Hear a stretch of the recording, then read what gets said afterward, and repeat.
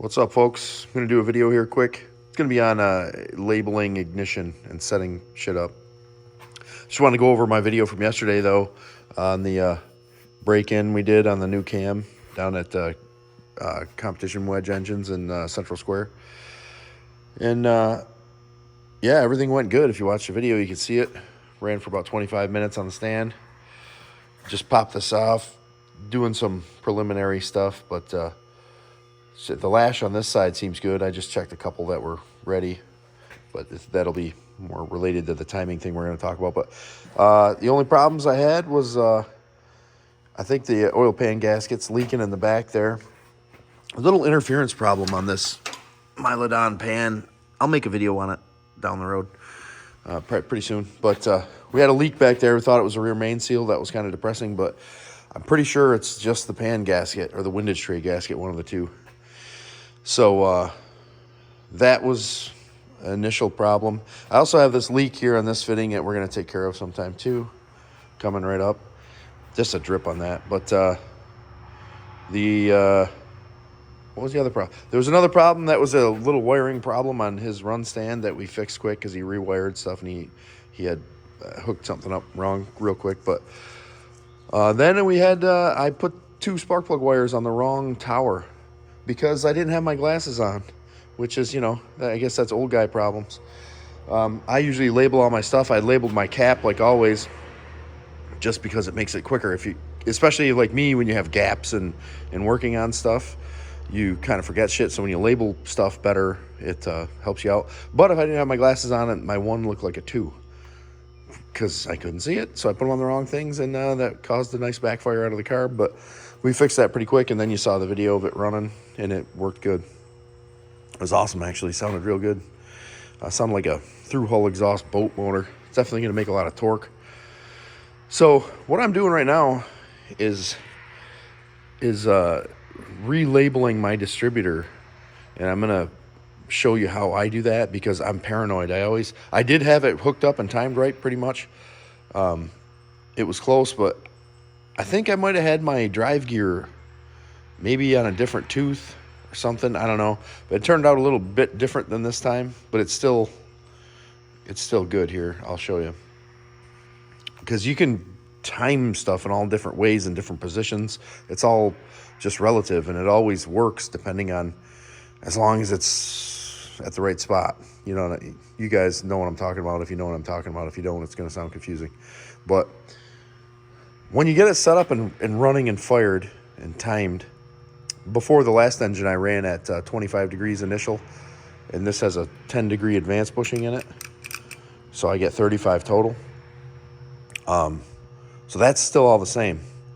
So when you get it running and set, as you can see, this is set right now at 25 degrees before top dead center. So I know it's timed right. Todd timed it, made sure it was running. So there's a hash mark in this block, a little chisel mark that was on there. I colored that in with a Sharpie, and I make it a witness point so that I always know where to put it, right? Obviously, this is simple shit.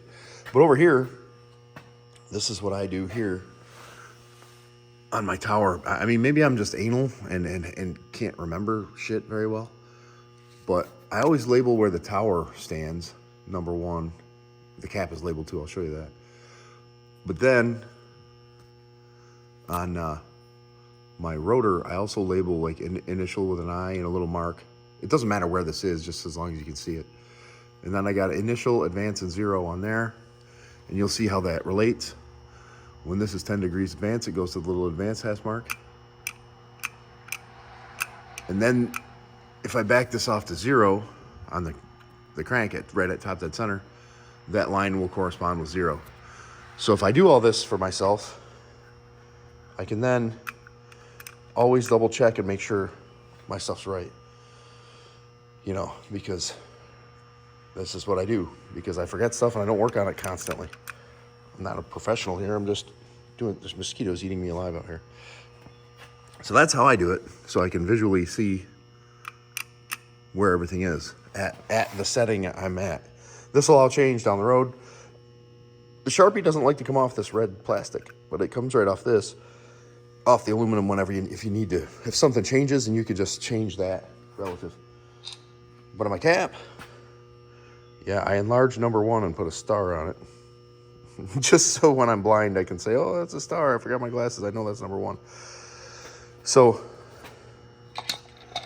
this will be all covered up. You can see my number 1 corresponds with number 1. That's kind of superfluous, you know, but I do this way. I don't know why. Because I kind of learned engines backwards. When I was a kid, I got interested in high performance stuff and started learning about intake manifolds and carburetors and heads and cams and all this shit. But I didn't know like simple shit they teach you in like automotive school, like BOSI's type stuff, where, you know, they teach you about ignition systems and like just stock tuning. I didn't know any of that. It took me years and years to learn more about timing and other stuff. So I learned kind of in reverse. Like I knew how to make a car fast, but I didn't know how to time it. So I'd have to have my father, I'm gonna turn this back to 0 here. I'd have to have him help me all the time. So I think that's where that came from, where my labeling and paranoia came from. Put that back on 0 for my other work. So yeah, I just thought that might help people out and give you an idea of what I do to double check stuff.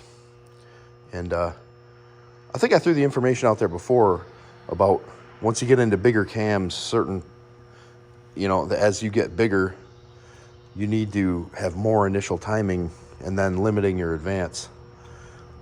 I didn't know this years ago when I had this block with a 13.2 to 1 compression 440.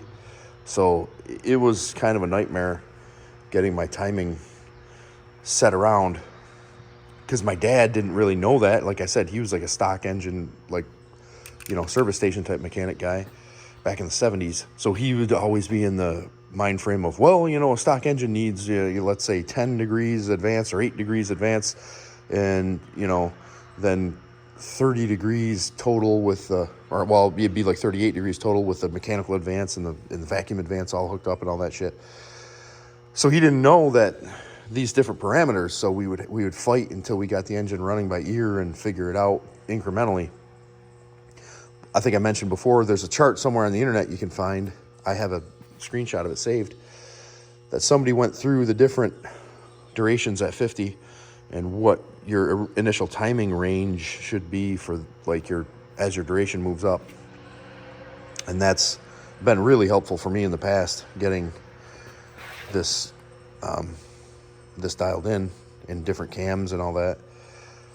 So this, I believe it's like, I want to say around 250 at 50. I can't remember. Close enough. That wants around 25, 26, somewhere, you know, the mid 20s to around 30. And that was roughly the same range as the old cam, so I didn't really have to change anything. Yeah, so everything ran great. Just got to do the valve spring reinstall of the inners. I also think I'm going to restrict the oil to these Indy heads, and I'll talk about that in another video. But these, with open restrictions and no restriction in this setup, there's a lot of oil that comes in these heads, and I believe it's actually too much. Like, it can be cut back. And it's, I mean, because when I just primed this thing, once it hit and the oil came up, it was like literally, whoa, like just running, starting to drip all over the floor and shit. And I was like, man, that is a lot of oil to the heads. And then speaking down there at Comp Wedge with Todd, he confirmed what I said. And so I'm going to address that, and I'll make a video on that too, which is a cool little thing. It helps some people out. So this has been kind of a long video of me rambling about how I just obsessively do this. If you watch this long, you know, you can make fun of me in the comments and say I overdo it. Whatever. Have a good day, guys. Take it easy.